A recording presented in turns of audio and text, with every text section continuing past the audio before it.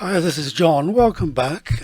Today I want to demonstrate one of the new guided edits which has been introduced in the latest version of Photoshop Elements, and it's called Peek Through. So let's go to guided with this photo which I already have open, and you'll find it under Fun Edits in the top left hand corner. It's called Peek Through Overlay, and the idea is to add some pieces of artwork to your image to give the illusion of a depth of field and focus on your subject. So we can crop the image to start with if we want to, but I'm going to leave this one as it is, and I'm going to add some poppies to this cornfield. And we can see after selecting poppies we have these two thumbnails, one which places it in the left hand corner and one that places something in the right hand corner. And these are not fixed. We can actually click on the bounding box, and we can scale these up or down and move them about to place them differently. Click the green check mark to commit. Again, moving to this one, we can scale down or even kind of move at an angle if you don't want to keep them as they are positioned. But bear in mind that some of the edges are straight edges and cut off, so you need to place them carefully to make sure it works. Something like that I think will work. And if we move down the dialogue, we can see we even have the ability to change the hue and the saturation. I'm going to leave the poppies as red. They wouldn't be any other colour apart from red or a very pale blue. But we can increase the saturation by moving the slider. And as you can see, what happens, the selected box gets increased in saturation or decreased completely. So I'm going to leave it as it is. Now the idea is that items closest to the camera are often out of focus, but you know, when your subject is some way into the frame. So adding some blur helps to give the illusion of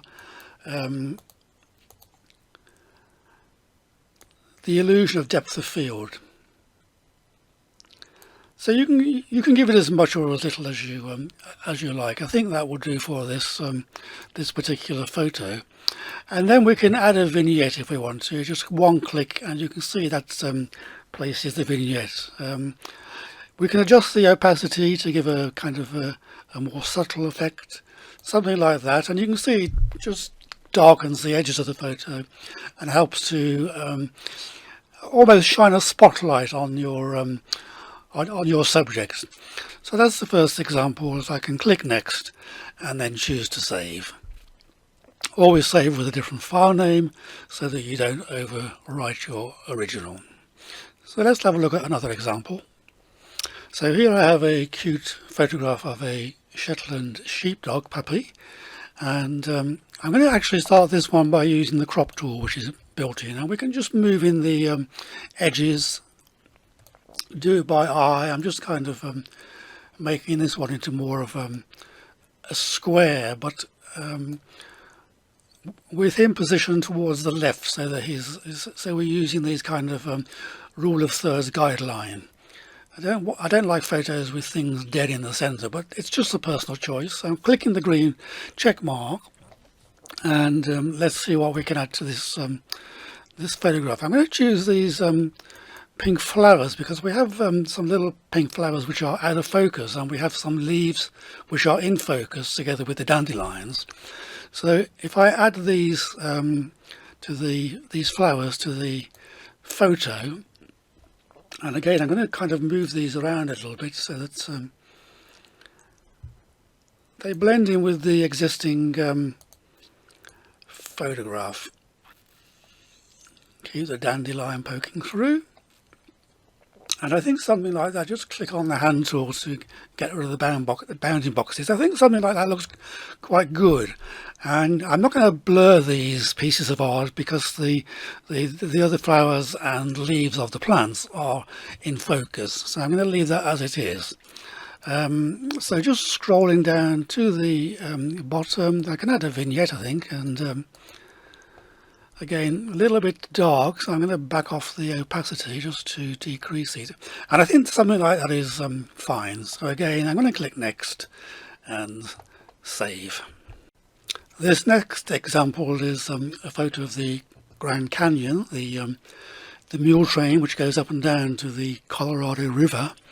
Now, I'm not going to add any flowers to this one, but I've got some tall grasses, which I think may work. So I'm going to choose this and then click the thumbnail to put something in the left-hand corner, and also the one for the right-hand corner, just for contrast, except this one I'm going to move right the way across to the other side, selecting the bounding box and move it over to the left-hand side, so it kind of combines with the other one. And I'm going to kind of scale it down a little bit because I don't want it too tall.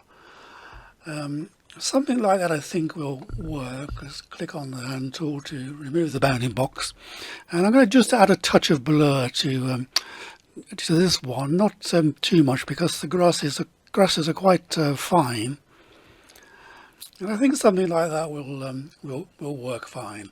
A little bit of blurriness on this one here in the front, and the taller one's just coming out. I don't think I'm going to add any vignette to this, so I'm going to click Done and Save. This next example is a hiking photo, and it has a fairly boring sky and background. So I'm going to add something to all four corners. I'm going to start off with these green leaves. So I'll put something in the top left, and I may want to just scale that by dragging the corner handles of the bounding box. Not really wanting to rotate it, I want to drag in and out, something like that. Click on the hand tool to remove the bounding box and apply the transform. Let's try the right hand corner, and there we have it. Again, I'm going to click on this and see if I can scale it. It's just a question of finding the corner handles to drag in, something like that. This one seems to have changed size again, so I'm going to repeat the process that I did previously by just dragging up, and click the green check mark, and let's have some flowers to the bottom left and to the bottom right. This one seems to have gone into the wrong place, so I need to drag it down where it should be, and we can twist these right the way around till we have them in the correct position. Comme ça. Okay, that will do. So we've lost the one from the top left, so let's go back to leaves and see if we can add it back. And there we are, and for some reason the other one disappears, so I need to select the bottom left and add some pink flowers back in. Okay, that's better. I think that will do for my purpose here. You can actually, as I said before, affect the saturation of the items, tone it down if you want to, but I think I'm going to leave it. I'm not going to change the hue. I'm not going to add any blur. I want these to be in focus, because what I'm going to do is I'm going to click Next and then go into Expert. And as you'll see, Adobe automatically creates all of the layers for you. I mean, you could, if you wanted to adjust the positioning, say this one in the top left, I can see it's on this layer here, and I could select that and use the move tool to adjust it, and reposition it any way I wanted. And let's click Done for that. Click on the hand tool, and that will do. That gives you the idea. What you can do, if you're also accustomed to using layers, is you can select your layer with the background image on, and if you go to the layers menu and choose New Adjustment Layer, Hue Saturation, you can actually use this to adjust the background image. I'm going to just drag this on screen so that you can see it. So if I now push the saturation slider to the left, that will remove all the colour from the original image, and you can see you're left with a combination of coloured artwork and a black and white background. So that's just a little extra tip for you to show you how you can be creative by using the layers in the expert mode. I hope you like this quick tip on the new peek through overlay guided edit, and hope it will inspire you to get creative with your own photos. Thanks for watching, and as usual, see you next time. Bye bye.